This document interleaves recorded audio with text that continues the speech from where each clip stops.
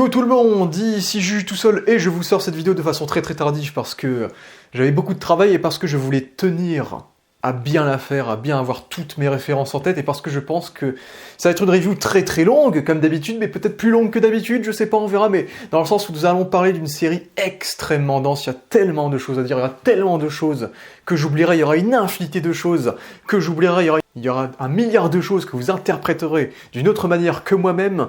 Et donc oui, aujourd'hui nous allons parler de peut-être la meilleure série de l'année avec Séverance saison 2. Ça se tape.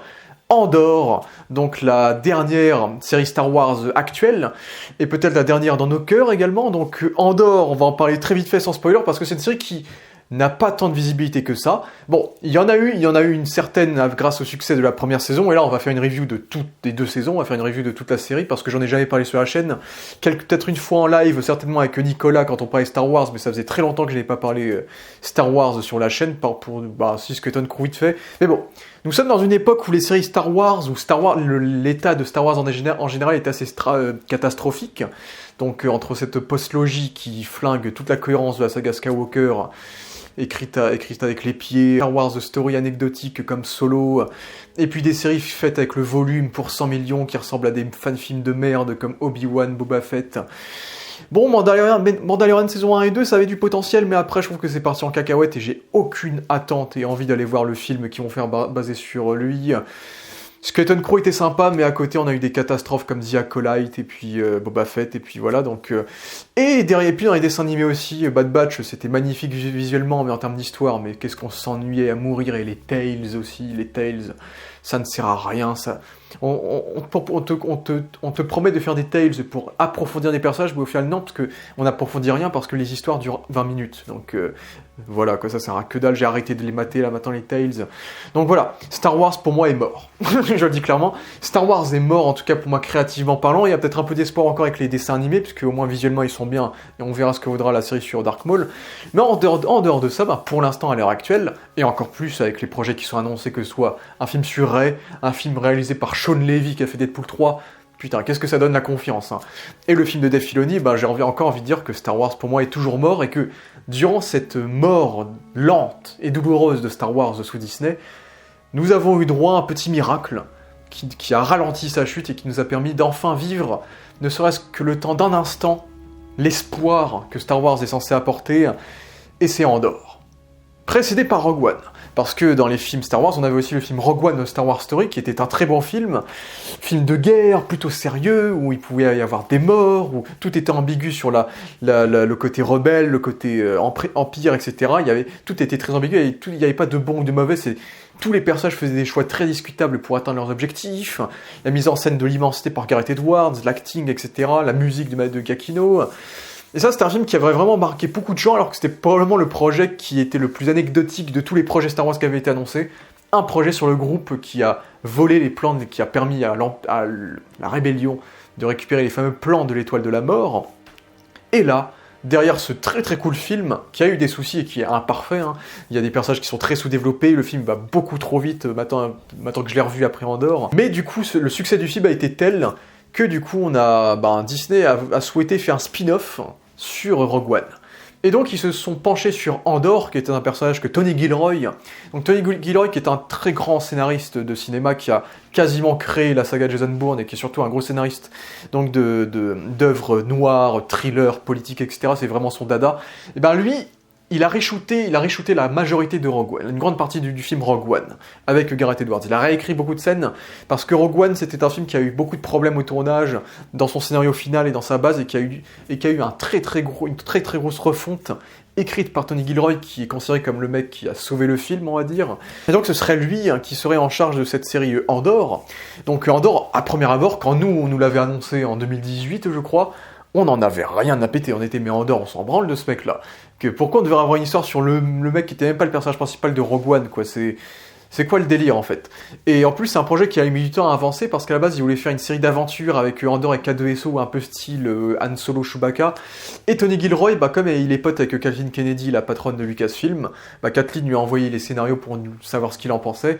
Il a trouvé que c'était nul, et il a tellement eu du mal avec ce qu'il a lu qu'il a eu lui-même envie au final de faire la série, et donc il est devenu showrunner de la série, et c'est donc grâce à lui que nous avons la série que nous avons aujourd'hui, qui est donc Andor, qui était aussi l'occasion d'exploiter peut-être l'aspect de ses connaissances, de ses passions, qui n'a jamais pu trop développé dans les films qu'il a fait, c'est l'aspect historique, c'est que Tony Gilroy n'est pas du tout un fan de Star Wars. Star Wars, il s'en fichait, il a appris à aimer Star Wars en faisant Rogue One, on va dire. Mais sinon, Star Wars, il a très peu d'attachement à Star Wars, il a pas les rêves, c'est pas un fan de Star Wars en lui-même, et c'est ça la qualité de cette œuvre. C'est que quand on voit des Dave Filoni ou des Jon Favreau qui ont grandi avec Star Wars, on voit des gens qui ont très peur de prendre des risques, qui vont toucher le fan dans le sens du poil avec du fanservice un peu partout. Là où Tony Gilroy, c'est pas du tout ça. Tony Gilroy, au final, a la même approche que George Lucas quand il a créé Star Wars. C'est qu'avant que George Lucas crée Star Wars, il n'y avait pas Star Wars, bien sûr, et donc il n'y avait pas de fanservice, il n'y a pas de geekerie, on va dire. Il y avait juste un homme fasciné par l'histoire, par la politique de son époque, la guerre du Vietnam, la Seconde Guerre mondiale, le cinéma d'époque, de samouraï, de western, etc. George Lucas a rassemblé toutes ses passions et toutes ses connaissances et toutes ses valeurs par rapport à la politique actuelle et au monde dans lequel on vit pour créer Star Wars. Parce que Star Wars, on n'oublie pas, n'est pas qu'un simple divertissement, c'est une grande saga politique, on va dire, une épopée politique qui met en place les problématiques qu'on a sur notre planète dans la galaxie très très lointaine. Et Tony Gilroy, c'est ça. C'est un grand fan d'histoire, de révolution, la révolution russe, la révolution française, les guerres actuelles, la prise de la Bastille, tout ce que vous voulez. Et donc, Andor, c'est un peu ça, mais de façon encore plus poussée. Et quand la saison 1 était donc sortie avec pas mal de temps quand même d'attente, quelle fut ma surprise de voir que c'était même pas une très bonne série Star Wars, ça c'est réducteur de dire que Andor est une très bonne série Star Wars et la meilleure série Star Wars. Non, Andor, c'est juste une très très bonne série tout court. En voyant cette série, j'ai eu l'impression de voir une série HBO version Star Wars. Une série Star Wars pour les adultes, pour les grands.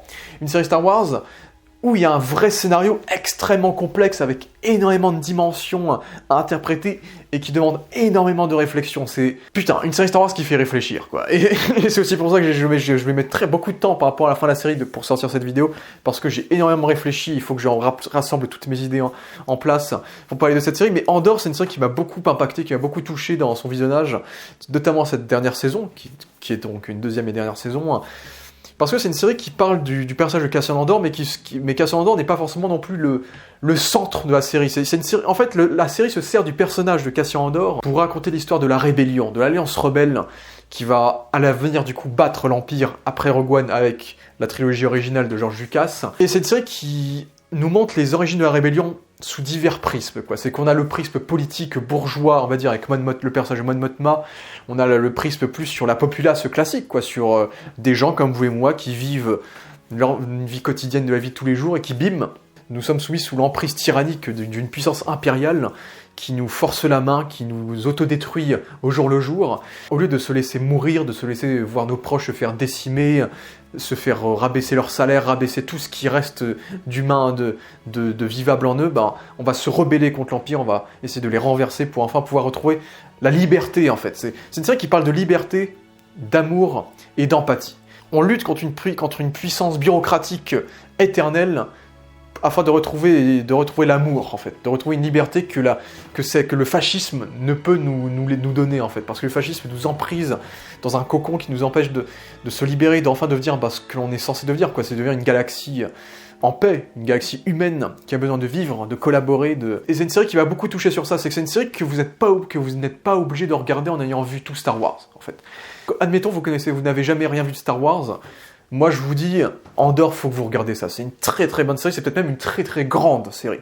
En tout cas, c'est une série qui est intemporelle. C'est une série qui se base sur toutes les périodes historiques humaines, en fait. C'est une série qui se base sur un cycle éternel, parce que l'histoire, en final, est un cycle éternel. C'est tout ce que l'humain a vécu, a déjà été vécu, et de nouveau vécu encore et encore. Et donc, c'est une série qui donc s'apparente à toutes les époques de notre histoire, et qui va donc s'apparenter au passé, au présent et au futur. C'est que dans 50 ans, Andor sera encore une série importante et actuelle dans notre société. Et donc c'est pour ça que j'ai envie de vous recommander cette série-là, parce que c'est une série qui est plus que du Star Wars, quoi. On est dans un contexte où c'est dans l'univers de Star Wars, mais c'est une série qui va bien au-delà. On pourrait même presque oublier que c'est une série Star Wars au premier abord.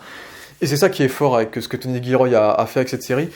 Et donc oui, je vous recommande totalement de regarder Andor sans ne rien connaître de Star Wars. De toute façon, tout ce que vous avez à savoir, c'est qu'on est dans une période où tu as un empire qui règne sur la galaxie, et il y a des gens qui veulent renverser cet empire. C'est littéralement juste c'est juste le contexte que vous avez besoin pour comprendre la série, pour regarder cette série. Après, il y a des références que vous n'aurez pas, mais ça reste des références très, très légères, quoi. C'est que l'histoire, le cœur de l'histoire, c'est quelque chose de fondamentalement accessible pour tout le monde, et tant mieux, en tout cas, tant mieux. Après, il y a aussi la question de, est-ce que c'est mieux de regarder Rogue One avant ? Je dirais que oui, ça doit être mieux de regarder Rogue One avant, parce que Rogue One constitue un peu la finalité de la série Andor, et donc constitue le climax qu'a vécu le personnage de Cassian Andor dans le film Rogue One. Et en vrai, quand vous prenez connaissance du climax du film Rogue One, chaque séquence que vous verrez de la série Andor, chaque chose que vous verrez sur le personnage et sur d'autres personnages de Rogue One, va tellement gagner en valeur, en puissance, en pouvoir émotionnel, quand vous verrez ces scènes en sachant par où ça va mener Rogue One, en fait.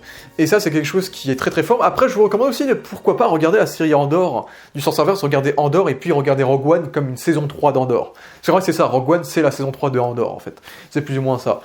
Donc en vrai, je vous recommanderais ça, et puis le summum, regardez Andor, Rogue One, déjà, meilleure trilogie ever depuis la trilogie originale et la prélogie, donc Andor saison 1, saison 2, Rogue One, et ensuite enchaîner avec Un Nouvel Espoir, et ensuite la trilogie originale. En fait, la série se déroule sur 5 années. On a la première saison qui se déroule sur une année entière, où nous allons voir le personnage de Cassian Andor devenir le rebelle qu'il est censé devenir, le grand héros de la rébellion qui va devenir dans Rogue One. Et ensuite, nous avons une saison 2 qui a été construite de manière totalement différente, car la saison 2 se déroule sur 4 ans. Et la fin de la saison 2 se déroule quelques heures avant le début de Rogue One. Et il faut savoir que la fin de Rogue One, la fin du film Rogue One, se déroule quelques heures avant le début de Star Wars Un Nouvel Espoir. Donc vous enchaînez Andor, Rogue One, Un Nouvel Espoir, c'est vraiment le marathon du siècle, quoi. C'est que tout se déroule à la minute près, quoi. Donc c'est ça qui est super, super intéressant à regarder, c'est qu'on a une série de 2025, un film de 2016 et un film de 1977 qui se relient de manière assez organique et naturelle, et c'est fou de voir et c'est là qu'on voit les préquels bien écrits, quoi. Autre idée que j'aime bien par rapport à Andor, c'est que si on regarde Andor et on regarde tout jusqu'à toute la trilogie originale, j'aime bien le fait qu'il y ait, par défaut, parce que c'était pas du tout prévu comme ça, toutes les œuvres ont été créées durant une époque différente, j'aime bien le fait qu'il y ait une progression dans la hiérarchie des antagonistes. Si on regarde Andor, puis Rogue One, puis A New Hope, puis l'Empire contre-attaque, puis du coup le Retour du Jedi, dans le sens où dans Andor on suit que les personnages de la hiérarchie basse de l'Empire, de la rébellion, de la bureaucratie, etc. Et le plus gros personnage que l'on voit de l'Empire de Andor, c'est Krennic. Krennic qui devient l'antagoniste du film d'après qui est Rogue One, où là on nous introduit de façon assez présente Tarkin et Darth Vader de manière assez ponctuelle dans Rogue One, qui eux seront les antagonistes de A New Hope, du coup Un Nouvel Espoir, sans que l'on voit l'Empereur. C'est que l'Empereur il est mentionné durant tous ces trucs là mais on le voit jamais. Et l'Empereur, on le verra que pendant 2 minutes de scène en hologramme dans l'Empire contre-attaque, où du coup Darth Vader est toujours le méchant, et l'Empereur dont on aura entendu parler depuis Andor sans qu'on ait jamais vu son visage, et ben on le verra en tant que grand antagoniste ensuite de la Revanche du Jedi. Donc j'aime bien l'idée d'une progression qu'on peut découvrir si on commence Star Wars par Andor et qu'on regarde tout jusqu'à la Revanche du Jedi, le Retour du Jedi. Je pense que c'est quelque chose qui peut être très très intéressant juste dans ce côté-là de build-up sur les méchants et d'avoir des méchants de plus en plus gros. Et en effet, cette deuxième saison, par exemple, a été faite sur 4 ans parce qu'à la base, la série devait avoir 5 saisons. C'était le plan de base, c'était qu'une saison raconte chaque année. Et c'est la grande différence que vous aurez par rapport aux autres séries Star Wars, qui sont assez laides, qui n'ont pas vraiment de travail de photographie, qui utilisent l'écran, une technologie d'écran LED qui réduit la dimension, la profondeur de champ des plans, des décors, qui réduisent cette sensation d'immersion. Et ben Andor est une série qui coûte plus qu'un film Star Wars, en fait. C'est que les séries Star Wars coûtent environ 100 millions, peut-être 130 millions. Première saison d'Andor, 250 millions. Deuxième saison d'Andor, 300 millions. Un film Star Wars, ça coûte 150 millions. Et là, on a une série qui coûte 300 millions, 600 millions si on compte les 2 saisons. C'est la série la plus chère, c'est l'œuvre la plus chère de l'histoire de Star Wars. Et c'est l'une des séries les plus chères de l'histoire des séries télé. C'est tellement surprenant de voir que des séries sur des personnages tellement populaires comme Obi-Wan, Boba Fett n'ont pas eu cet argent-là, mais Andor, une série sur laquelle personne ne misait, l'a eu. Un budget pareil, un argent pareil qui ne sera jamais rentabilisé parce que la série n'est pas un grand succès. C'est que la série est un très très grand succès critique, c'est que, d'ailleurs ils ont misé dessus, concernant la saison 2, ils ont misé sur le grand succès critique pour ramener des gens en mode ouais, c'est une vraie série élogieuse, etc. Mais c'est une série qui n'a pas tant de vues que ça. C'est une série qui, après, comme les séries un peu de l'époque, qui a gagné quand même en visibilité avec le temps parce que les critiques de la première saison étaient tellement excellentes que les fans se sont déplacés en nombre et en nombre. Mais c'est une série qui reste fondamentalement pas trop vue, mais qui a une grande réputation critique qui fait qu'elle a pu se maintenir pour avoir une deuxième saison. Après, du coup, on n'a pas 5 saisons parce que Tony Gilroy a surtout dit, et je pense que la série aurait fini par être annulée s'ils avaient fait les 5 saisons parce que la série rapporte pas assez d'argent. Et donc je pense que la série aurait fini par être annulée si le plan de 5 saisons était toujours existant. Mais ce n'est plus le cas, heureusement, j'ai envie de dire. Parce que Tony Gilroy a clairement dit que c'est très très fatigant de faire cette série, quoi. C'est que ils ont mis 2 ans et demi pour faire cette saison 2, ils ont mis 3 ans pour faire la saison 1, ce qui est une durée de temps de film en fait. Donc imaginez, vous faites 3 ans x 5. C'est que la série, on l'aurait eu sur 15 ans et déjà ça aurait été beaucoup moins crédible, parce qu'un acteur comme Diego Luna, il ferait beaucoup trop vieux par rapport à Cassian Andor en 2016 dans Rogue One, alors que c'est censé se dérouler avant Rogue One.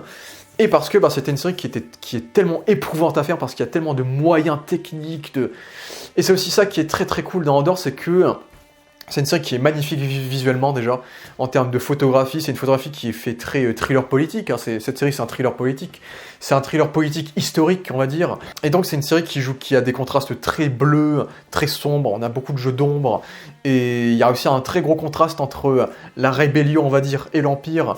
C'est que vous verrez toujours l'Empire dans leurs locaux blancs, donc les locaux du BSI, donc le bureau de la sécurité impériale, et vous verrez que tout ce qui touche à l'Empire fait très kubrickien, j'ai envie de dire, c'est que tout est très épuré visuellement, tout est très épuré, tout est très carré, mécanique, géométrique, et donc ça montre vraiment la rigidité de l'Empire et la froideur de l'Empire, où partout vous voyez quelque chose qui est relié à l'Empire, tout est blanc, tout est cadré, tout est blanc et noir, et tout est froid, là où la rébellion va beaucoup plus valoriser la nature humaine, donc des plans en forêt, dans des coins, dans des endroits agricoles, dans des beaux paysages. Et donc on joue vraiment sur ce contraste entre la rébellion qui est là pour ramener la vie à son humanité profonde, l'amour, l'empathie, la nature, et donc l'authenticité de la vie, entre le mécanisme hiérarchique de l'Empire, qui fait très, comme j'ai dit, très Stanley Kubrick, un peu dans la manière dont par exemple, on peut filmer la rébellion de façon plus aérée, plus en travelling, là où l'Empire peut être filmé de façon beaucoup plus fixe, et froid, et carré, et rigide et immobile. Et donc c'est quelque chose qui est très intéressant, et puis même dans ces mondes-là, où la rébellion peut se planquer, par exemple, qu'on peut visiter durant la série, on trouve des traces de l'Empire, c'est qu'on a des paysages où d'un coup tu as une forteresse impériale qui gâche la beauté du paysage, et dans cette série on a ça partout, c'est dès qu'on va dans une planète, et d'ailleurs les planètes sont toutes magnifiques, c'est vraiment des planètes très fidèles à Star Wars, c'est que on va reprendre un élément de notre monde à nous, et cet élément va constituer un monde entier. Donc on a une planète qui va être une planète de maïs, une planète de forêt, une planète avec que des bâtiments en briques, une planète faite de galets géants, on va dire. Donc visuellement, en termes d'univers, la série est super belle. Surtout que déjà, les effets spéciaux sont absolument fantastiques. C'est que quand je vois cette série, j'ai l'impression de manger du caviar, en fait. C'est que le travail des plans, la composition, et je sais que on va analyser certaines scènes en spoiler, mais... En fait, la composition des plans raconte toujours quelque chose dans cette série. C'est pas une série qui est tournée en 2 minutes et il faut vite faire le plan suivant, etc. Non, tout est calculé, millimétré dans le choix des plans. C'est que, comme c'est une série comme c'est un thriller politique, c'est une série qui va beaucoup filmer par exemple les personnages marcher de dos. Donc en général, quand on montre quelqu'un de dos, c'est que c'est un personnage qui est souvent poursuivi ou qui cache ou qui a des secrets qu'il ne montre pas, par exemple. On a des personnages qui peuvent être filmés. On a beaucoup de discussions qui démarrent de façon très classique en champ contre champ, un peu éloigné, plan taille, puis gros plan, puis très gros plan pour créer le malaise. Et puis on peut créer le malaise aussi en faisant des plans en plongée de leur visage pour montrer qu'ils sont écrasés par un système.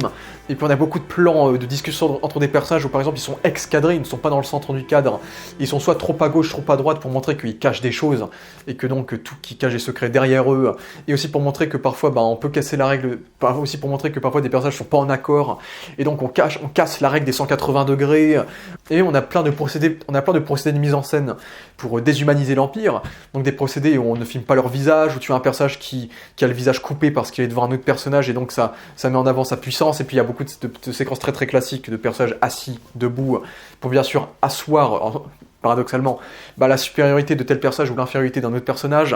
Donc on va en parler dans les séquences qui me viendront en tête, mais la mise en scène de cette série est absolument impériale.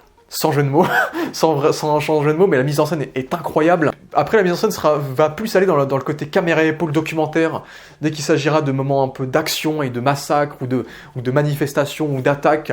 Il y a un côté plus documentaire qui rappelle un peu les séries historiques, en fait, c'est qu'on est témoin d'un événement historique. C'est que la série est là, la série rappelle énormément l'histoire, et donc dès qu'on a un grand événement qui se déroule, c'est un événement qui est là pour nous rappeler qu'on vit un peu l'histoire, en fait. Qu'on vit quelque chose de documentaire, qu'on vit quelque chose qui a permis le monde dans lequel on vit aujourd'hui, un monde, en tout cas à l'heure actuelle, en paix, entre guillemets, on va dire, en tout cas en France, on va dire. Et donc je trouve qu'il y a un aspect historique qui est très passionnant à regarder dans la manière dont est mise en scène la série. Donc la série est franchement excellente visuellement, et dans les mondes aussi, c'est que on a le parfait compromis entre effets spéciaux et effets pratiques. C'est dingue, j'ai rarement été aussi impressionné par des effets pratiques dans une série, dans un film même, mais dans une série aussi. C'est que la série a tellement une gueule de film. J'ai regardé ça, puis j'ai regardé Rogue One juste après, et ça a exactement le même design visuel que Rogue One. C'est la même chose.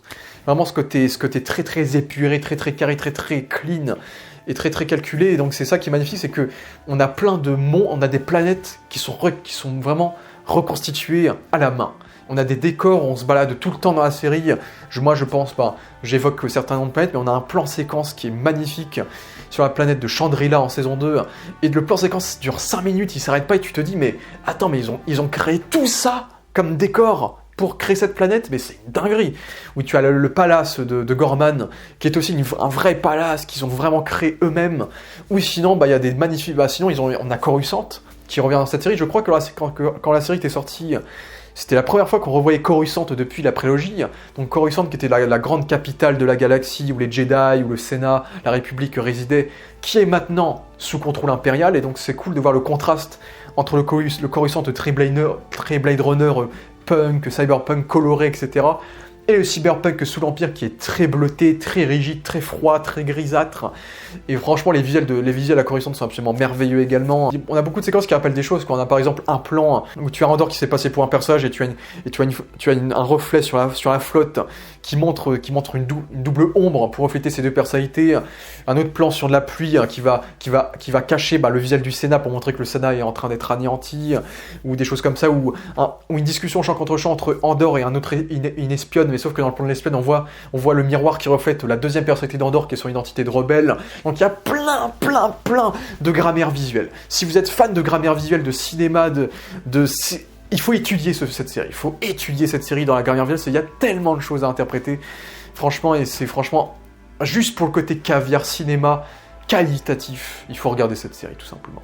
C'est que même Coruscant, ils ont réussi à trouver des décors réels pour simuler le bâtiment, les bâtiments de Coruscant, le Sénat, l'aéroport de Coruscant, et je crois qu'ils ont tourné à Valence en Espagne, dans un musée d'art contemporain, je crois.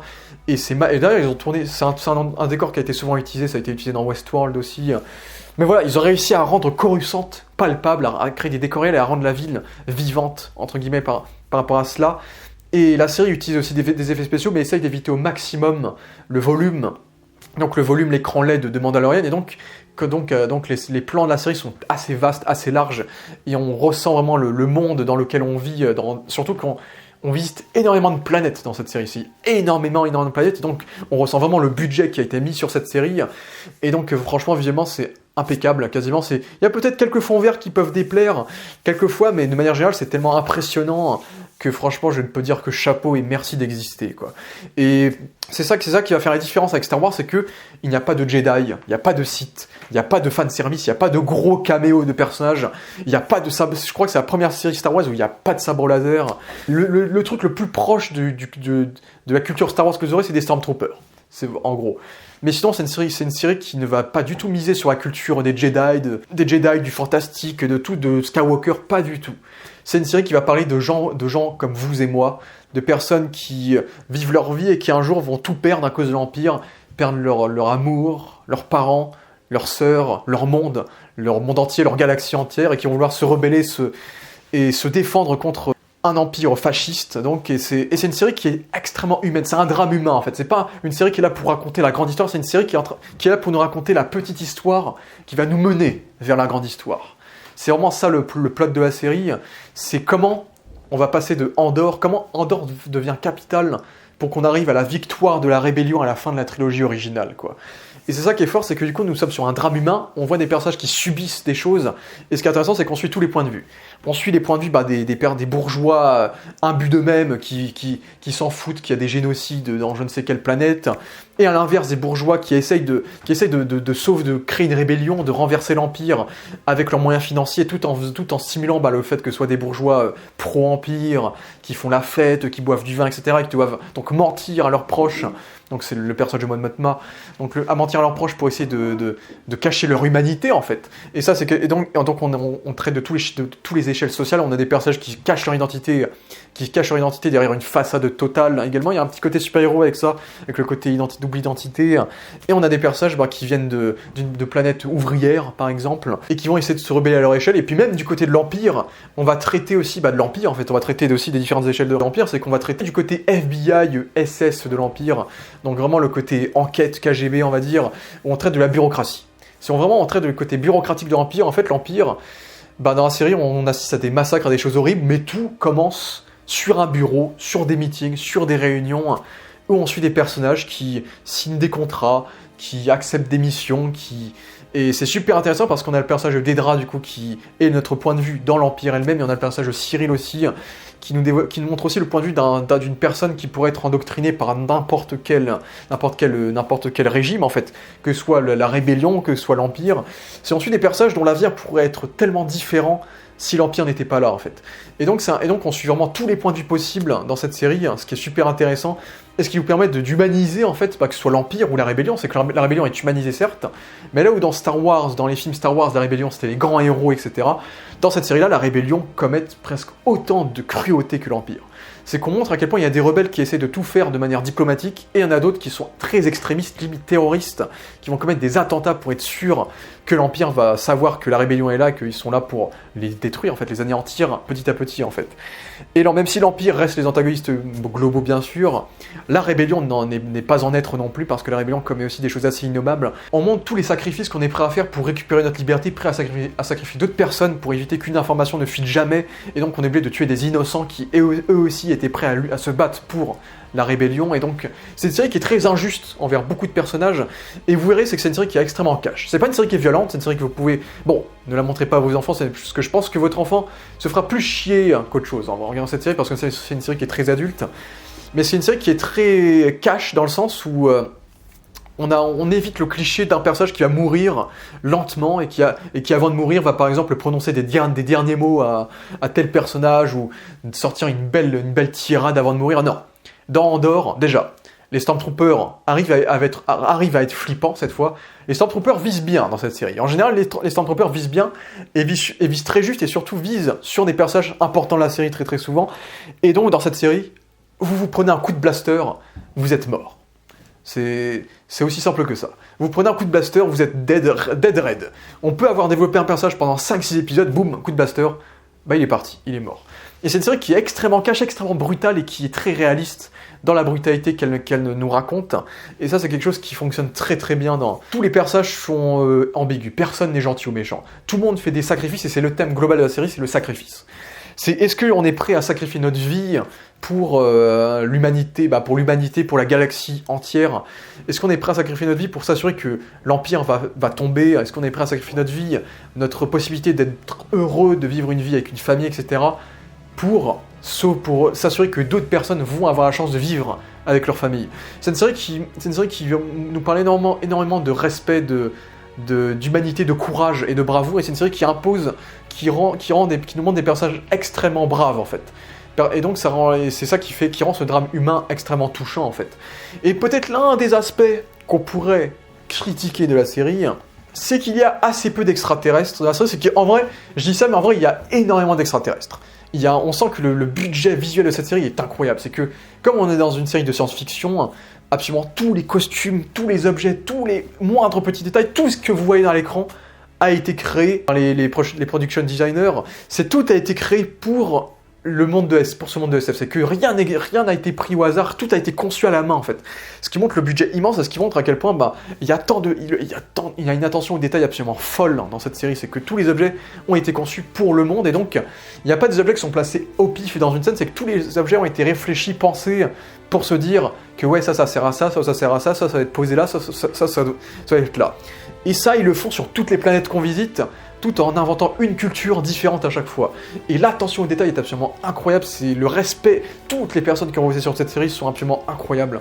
Franchement, il y a un détail, une attention au détail sur les designs, et c'est pareil pour les aliens, c'est qu'il y a énormément d'aliens en vérité, mais le truc c'est que Tony Gilroy a clairement dit que la série qu'il développe c'est un drame humain, et que donc il développe des thématiques humaines, et qu'il a dit qu'il a choisi de ne pas développer les thématiques aliens par exemple, donc qui toucherait peut-être à la xénophobie par exemple, au racisme, etc., au racisme impérial par exemple, parce que ça rajouterait des thématiques supplémentaires à la série qu'il faudrait qu'il redéveloppe pendant 8-10 épisodes, parce que toutes les thématiques que la série développe sont vraiment développées, quoi. C'est que au bout de ce qui peuvent être développés. C'est pas une série qui te sort des thématiques au hasard et puis boum, on passe à autre chose. Non. C'est une série thématique qui va te créer des thématiques, des sous-thématiques, et refaire des dissertations sous ces thématiques-là. Donc si en plus tu rajoutes les aliens dans le lot, ça va te rajouter des thématiques supplémentaires, des questionnements supplémentaires qu'il faudrait développer, quoi. Et Tony Gilroy a clairement dit, et j'assume sa réponse, pour le coup je trouve que c'est une réponse qui marche très bien, qu'il n'avait pas le temps. S'il n'avait pas le temps, c'est que oui, il y a énormément d'aliens en background qui sont très bien faits visuellement, etc. Très peu d'aliens en personnage principal du coup, mais pour la bonne cause, pour l'histoire de la série, pour les personnages, on n'a pas tant d'aliens que ça. Ils sont là, ils existent, ce ne sont pas sur ces personnages-là qu'on se concentre, au final. Pour moi, c'est une très bonne réponse de sa part. Un autre aspect que j'aimerais évoquer, c'est que c'est une série qui est très intéressante, parce que c'est une série qui, paradoxalement, en s'éloignant totalement de l'ambiance Star Wars, respecte énormément Star Wars. C'est que vous verrez le lien entre Andor, Rogue One et Un Nouvel Espoir, tout est quasiment tellement cohérent de la série au film, quoi.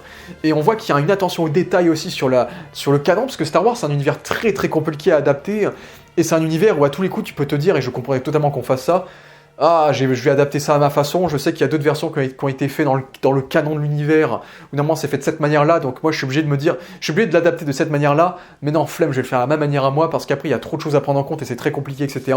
Alors que on a 40 ans d'univers Star Wars avec plein de livres, de comics, de jeux vidéo, de séries animées, qui sont officiellement canons dans l'univers, qui sont dans l'univers en fait. Et donc la série doit essayer d'exister dans ces 50 ans de canon, en fait, d'univers canon, tout en évitant de créer des incohérences entre un livre, un dessin animé, etc. Et tandis que tu as Dave Filoni, par exemple, dans ses séries à lui, qui va faire plein de retcon et annuler l'existence de comics en faisant sa propre version, Andor va tout faire pour persévérer et préserver l'univers Star Wars, en fait. Dans le sens où il y a beaucoup d'événements, des films qui seront évoqués, beaucoup d'événements qui vont teaser les prochains films, beaucoup d'événements qui se déroulent en parallèle à d'autres séries animées sur des rebelles qui peuvent être légèrement évoqués également. Il y a de grands moments de l'univers Star Wars. C'est pas des gros spoilers, mais on a le speech de Mon Mothma, on a le passage à Gorman qui ont déjà été adaptés en livre peut-être ou en dessin animé. Et la série va réussir à utiliser des pirouettes scénaristiques pour proposer sa propre version de ces séquences-là, tout en affirmant que les versions officielles existent aussi, en fait. Et en plus de ça, et bon, ça me plaît moins, mais la série assume aussi l'existence de la postlogie, dans le sens où il y a beaucoup de races aliens, et même quelques planètes de la postlogie qui sont dans la série. Donc c'est une série qui respecte vraiment tout l'univers Star Wars dans sa globalité, et puis on a même des vieilles références, pour les fans très aguerris. On a beaucoup de références du coup dans un magasin d'antiquités à Star Wars, mais on en parle en spoiler. Et on a beaucoup de références aussi à la Haute République, à l'ancienne République qui sont évoquées, et qui nous montrent aussi à quel point la série, comme notre monde à nous, la série se déroule dans un monde où l'histoire existe en fait, où il y a déjà eu plein d'empires avant, plein de massacres, plein de races, plein d'événements importants. Et donc je trouve que ça rend juste la thématique existentielle, intemporelle de la série encore plus forte, d'assumer l'existence de tout le background de Star Wars. Là, moi j'adore la musique, je suis obsédé par la musique, je l'écoute peut-être pas tous les jours, quasiment tous les jours. Là, depuis que la saison 2 est sortie, j'écoute la musique tous les jours. Je suis à fond sur la musique. Elle me touche beaucoup. Après, moi, mes musiques préférées, c'est une musique très existentielle. Genre genre les Max Richter, les Inception, les machins comme ça, les musiques qui partent dans l'émotion et qui ensuite partent peut-être dans l'espoir, Man of Steel. Ça, c'est des choses qui me touchent vraiment en termes de musique. Et ce qui est très important avec cette série, c'est que la musique, déjà, s'éloigne totalement des musiques très orchestrales de John Williams, qu'on connaît tous de Star Wars, et va proposer son propre style de musique. C'est que le thème principal, c'est un thème au violon, par exemple. C'est un thème au violon qui est très mélancolique, très tragique, très triste, et qui au bout d'un moment va commencer à monter en puissance, et te créer une sorte de lueur d'espoir auditif qui est très fort et très touchant, et qui refinit en violon de façon très humaine, et c'est vraiment, la musique est magnifique. Et puis pareil, parfois on a la batterie en musique, et tu dis la batterie dans Star Wars, mais qu'est-ce que ça fait là? Et pareil, ça va faire le lien vers ma partie suivante. Mais on a aussi la musique un peu typée DJ, vraiment la musique full électro qui existe dans cette série, qui sont très très cool aussi. Franchement, l'immersion musicale de cette série est absolument incroyable. J'adore la BO. Je suis obsédé par cette musique, c'est ma BO préférée. Et je trouve que c'était l'un des points forts de Star Wars sous Disney, c'est que les musiques n'étaient pas trop mal. John Williams avait plutôt fait de bonnes BO pour Apostologie. Puis le Doug Hanson s'était totalement approprié la BO, la musique de Mandalorian et Boba Fett avec ce côté tribal, instrumental. Et donc je trouve que là, Andor, avec le travail surtout de Nicolas Britell qui a fait la BO de Succession, un chef-d'œuvre musical également, et tout court aussi, je trouve qu'il a fait un travail formidable sur Andor, et la musique, franchement, elle me touche beaucoup, et je l'écoute souvent, et c'est très porteuse d'espoir au final. Par contre, la musique est moins bien en saison 2. La musique est moins bien en saison 2 parce que Nicolas Britell n'est pas là, et la seule musique très neuve qu'on a vraiment en saison 2 c'est une musique qui me touche beaucoup, mais qui ressemble beaucoup trop à Inception, je dirais, en termes de musique. Et en dehors de ça, la saison 2 recycle beaucoup les musiques de la saison 1, en général. Donc même si comme ça recycle les musiques de la saison 1, les musiques sont magnifiques, sublimes, et l'émotion est présente, mais la musique est quand même moins bonne en saison 12, ça il faut quand même que je le dise. Pour moi, cette musique style DJ, parce que par exemple on a une musique qui s'éparpille dans toute la galaxie, c'est épisode 1 on entend une musique, épisode 6 on entend cette musique dans une autre planète avec un remix différent. Et en fait, ce qui est sympa avec cette série-là, c'est que c'est une série qui rapatrie vraiment le quotidien humain dans l'univers de Star Wars. C'est qu'on a cette musique-là qui semble être un album super populaire de l'univers Star Wars, par exemple. On a des personnages on voit leur maison, en fait, on voit leurs locaux à Coruscant, je ne sais où. Ils ont une cuisine, ils ont des assiettes, ils ont des couverts, ils ont une télé avec des chaînes de télé, impériales. T'as un mec qui va boire du lait avec du céréal. T'as des journalistes avec des caméras. T'as des habitudes extrêmement humaines, en fait. T'as aussi des bureaux en open space qui ont été refaits. T'as des personnages qui se baladent avec des animaux domestiques aussi. C'est une série qui est extrêmement ancrée sur Terre, mais dans l'univers Star Wars. C'est qu'on a plein d'habitudes humaines, et peut-être que pour beaucoup ça fera trop monde rétro-futuriste plus que univers de science-fiction.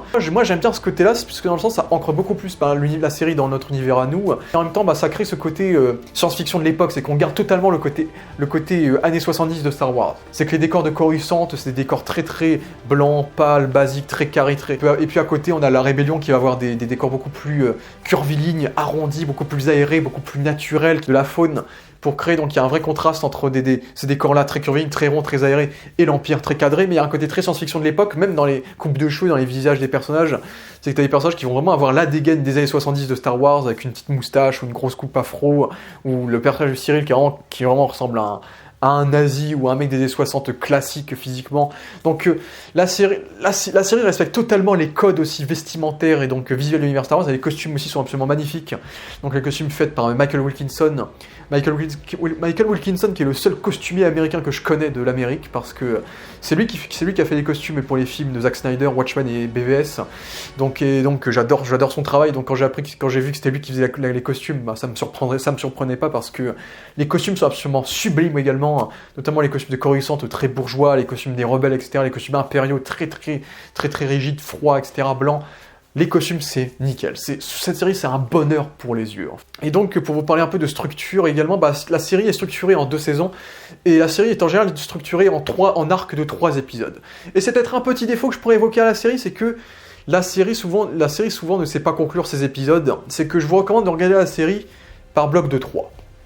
Par exemple, les 3 premiers épisodes, l'épisode 1, quand l'épisode 1 se termine, tu te dis « Ah, ça se termine ». L'épisode 2, quand ça se termine, tu te dis « Ah, ça se termine ». Tu vois, les épisodes se terminent, je trouve que les épisodes comme se terminent pas mal de façon aléatoire, parce qu'en fait, la série, c'est pas juste une série épisodique, c'est une série d'arcs de 3 épisodes. À l'époque où la série était diffusée une fois par semaine, ben, quand t'avais un épisode qui se terminait et qu'on devait attendre une semaine, on pouvait être déçu parce que l'épisode se terminait de façon un petit peu décevante, sans climax par exemple.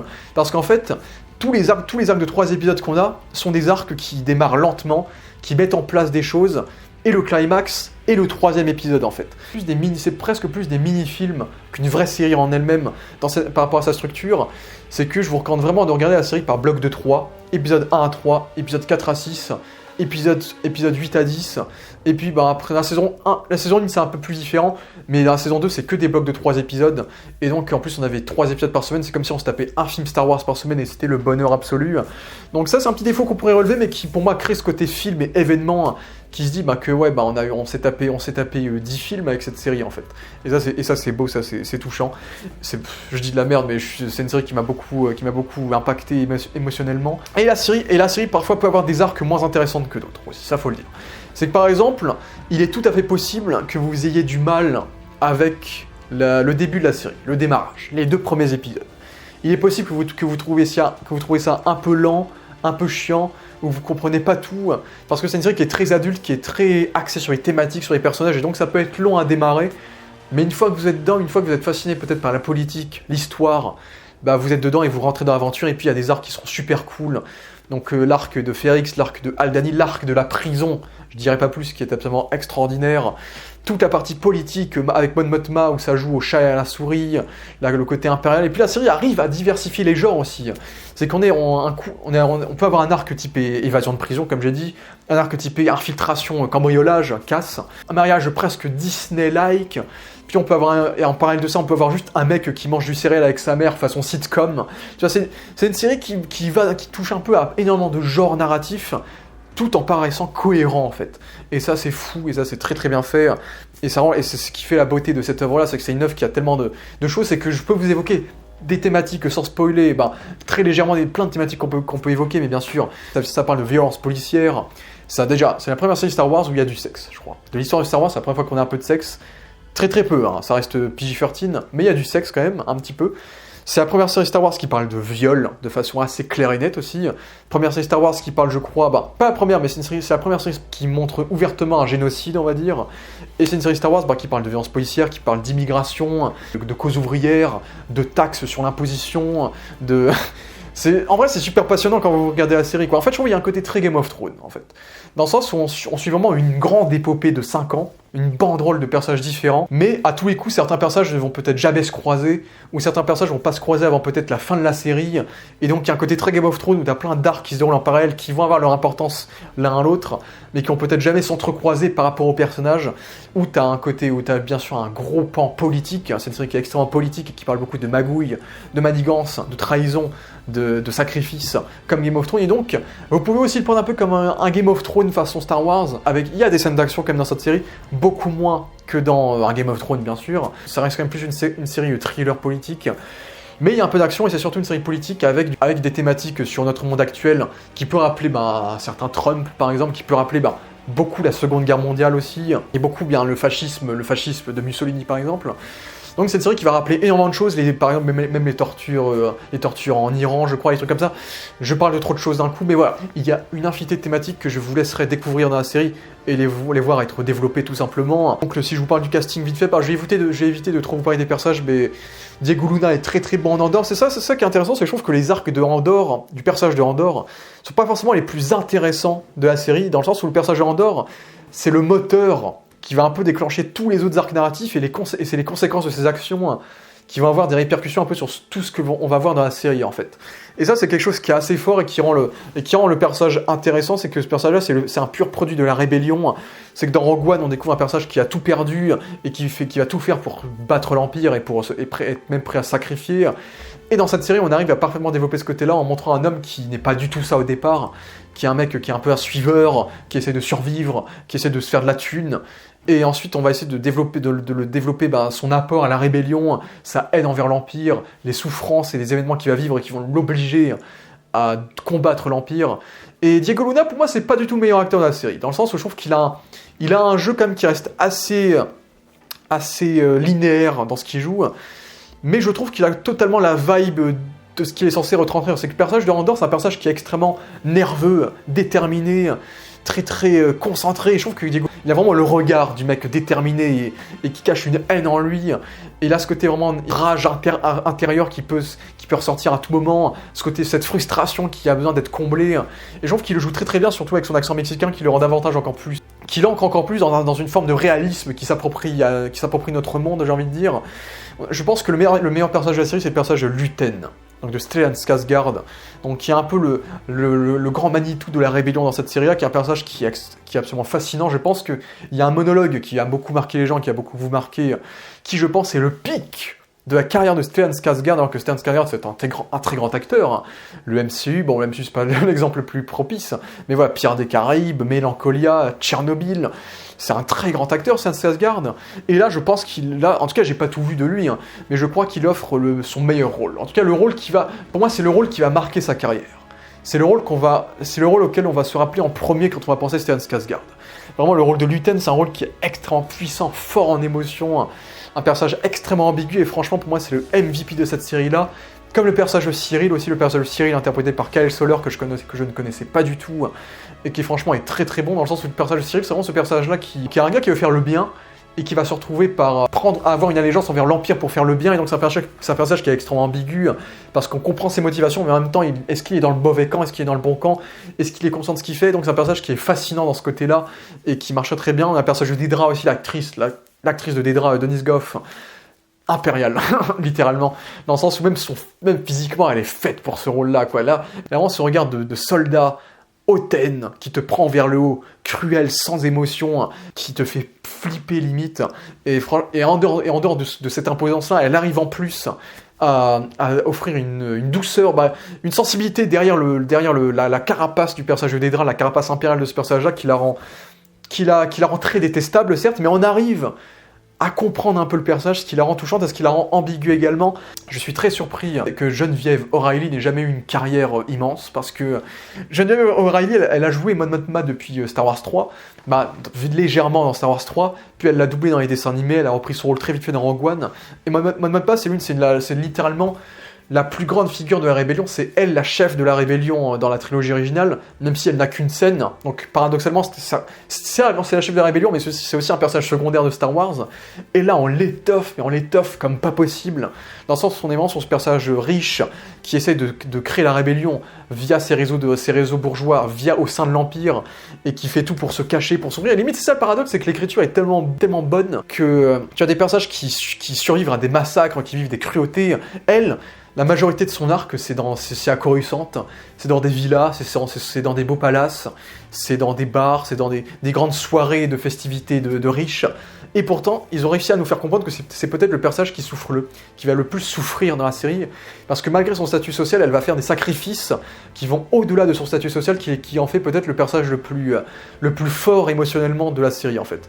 Et je suis très surprise que Geneviève O'Reilly n'ait pas une grande carrière au cinéma ou à la télévision, parce que je l'ai trouvée absolument exceptionnelle dans le rôle de Mon Mothma. Enfin, elle exploite dans le rôle de Mon Mothma, et je suis très contente pour elle.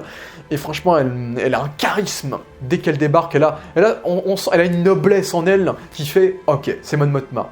Et à la fois, tu sens qu'elle essaye de se cacher derrière cette noblesse et cette bonne joie de vivre, entre guillemets, cette fausse bonne joie de vivre, derrière une femme qui est fragile, qui a besoin d'aide et qui est très impactée par les choix qu'elle fait. Et franchement, elle m'a beaucoup touché également, et franchement, le casting, même les castings secondaires, vous aurez quelques acteurs surprises très très sympas, mais en saison 2, par exemple, on a Ben Mendelsohn qui revient dans le rôle de Krennic, et il s'amuse, c'est la diva, il s'amuse de fou, il est tellement menaçant, incroyable également. Forest Whitaker en Saw Gerrera, il est toujours aussi barré que dans Rogue One, excellentissime aussi. Et ces deux personnages-là, c'est des gros acteurs, et ces personnages qu'on voit très peu, mais quand on les voit, ça a du sens dans le scénario, quoi. Donc c'est pas un spoil si je vous dis que Saw Gerrera, il a 2 scènes dans la saison 1, quoi. Juste ça. Franchement, et même, c'est aussi ça peut-être la différence avec beaucoup de séries qu'on a eu de Star Wars, par exemple, Obi-Wan, etc., genre Obi-Wan avec une actrice comme Reva qui ressemble à rien, c'est que même les petits acteurs, les acteurs secondaires, les acteurs de pacotille, de rien du tout, tu te souviens d'eux parce qu'ils te prennent des acteurs charismatiques. Ils te prennent des acteurs qui ont des gueules, en fait.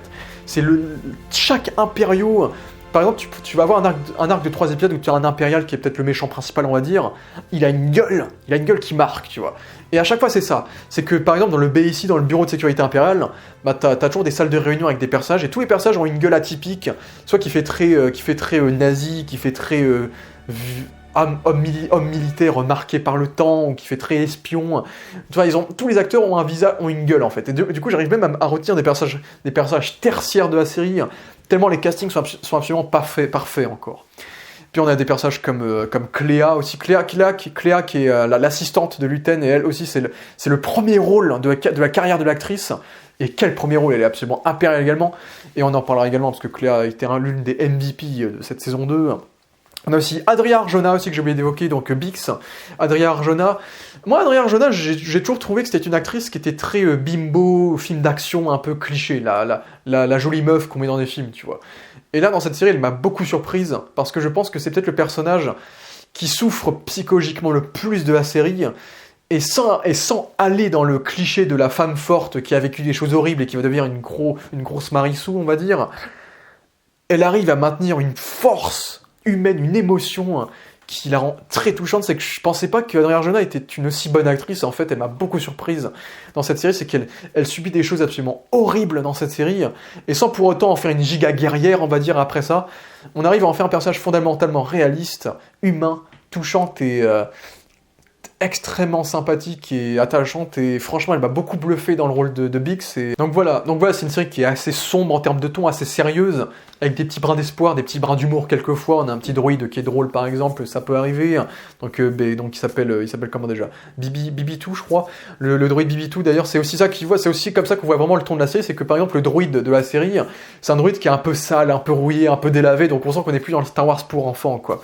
Mais très touchant aussi le droïde. Mais on est dans une série qui est beaucoup plus sérieuse, beaucoup plus mature, beaucoup plus intéressante dans un sens, parce que il suffit pas juste d'être mature pour être une bonne série, bien sûr. Genre Secret Invasion, c'était mature entre guillemets, mais c'était nul à chier. Là, c'est mature, mais c'est surtout excellemment bien écrit. Tout est lié, tout est raccordé comme il le faut, tout est super bien écrit, et les arcs. C'est aussi ça qui est beau, c'est on a que 2 saisons, et les arcs de tous les personnages se concluent à la perfection. C'est que quand tu as un personnage qui va peut-être mourir en fin de saison, qu'on a suivi pendant 2 saisons, ou un personnage qui va conclure son intrigue, la boucle se fait parfaitement avec tout ce qu'il a vécu, avec ce qu'il était au départ, et c'est tellement excellent, quoi. C'est la série où tu te dis, ah, putain, ouais, ça c'est tellement parfait, ouais, à tous les coups, tu vois une scène horrible qu'un personnage va subir, mais toi, dans ta tête, tu te dis, dans l'écriture, il faut que ce soit comme ça, et c'est comme ça, c'est excellent. Il y a plein de dialogues dans la série qui m'ont énormément marqué, où j'entends Luten dire quelque chose, et je me dis, putain, ça c'est bien écrit, putain, il l'a dit, putain, ça c'est bien trouvé, putain, il y a plein de dimensions dans ce dialogue, c'est tellement bien écrit. Voilà. Je pense qu'on va bientôt spoiler, je suis très très heureux d'avoir réussi à vous faire une belle partie sans spoiler sur Andor, qui je pense est maintenant l'une de mes séries préférées. Donc, oui, j'ai quand même oublié d'évoquer qu'il y a peut-être des arcs moins intéressants que d'autres qui pourraient peut-être vous ennuyer, je l'admets, la série n'est pas parfaite. En saison 2, il y a un arc en forêt par exemple qui était moins intéressant que d'autres. Donc oui, il y a des arcs qui peuvent être un peu plus longs que d'autres, mais on peut pas s'ennuyer devant cette série en vrai. Il y a tellement de choses, même rien que visuellement, on peut pas s'ennuyer. Donc dans Andor, je pense que maintenant c'est une de mes séries préférées. Pour moi, c'est une grande série, c'est un miracle. Et comme a dit Tony Gilroy, jamais on aura un miracle comme ça dans Star Wars. Jamais ça ne se reproduira, c'est impossible. Parce que l'argent qui a été mis, le soutien de Kathleen Kennedy, et pour le coup on remercie Kathleen Kennedy pour nous avoir permis l'existence de cette série, et le fait de faire une série sur un personnage aussi méconnu, mais c'est une puissance tellement forte, et franchement, la série c'est fini, c'était très touchant, j'ai encore du mal à m'en remettre. Mais il faut tellement... et j'ai tellement peur de me dire que oui, Star Wars est mort, peut-être on n'aura plus jamais de produits de cette qualité-là, on va surtaper des trucs, du fanservice et des effets spéciaux dégueulasses, des films un peu nuls.